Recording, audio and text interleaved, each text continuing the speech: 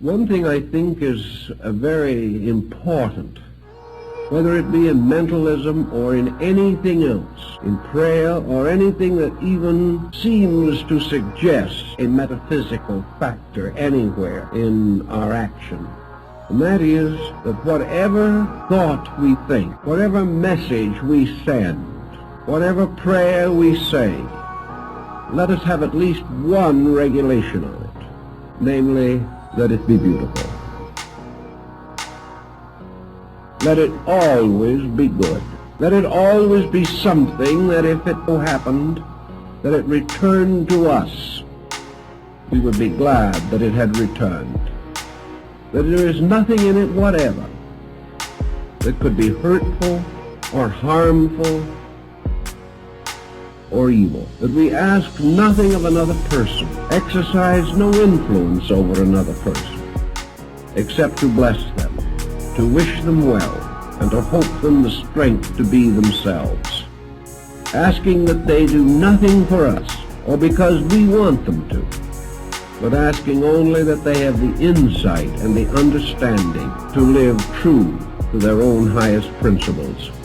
If we are very, very careful to keep ulteriourness out of our thinking, we do not have to live with the consequences of it sometime in the future. In times of war, both armies pray for victory. This cannot be. In all the problems of life, we seek to call upon a divine aid for the advancement of some human concern. And this advancement is nearly always selfish.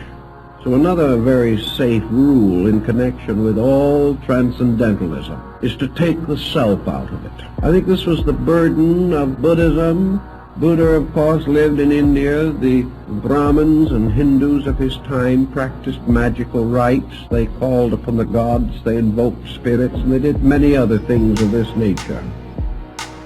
Buddha warned against it, as also in Greece did Pythagoras. He warned against it on the ground that all of these rites and rituals had something to do with the gratification of man.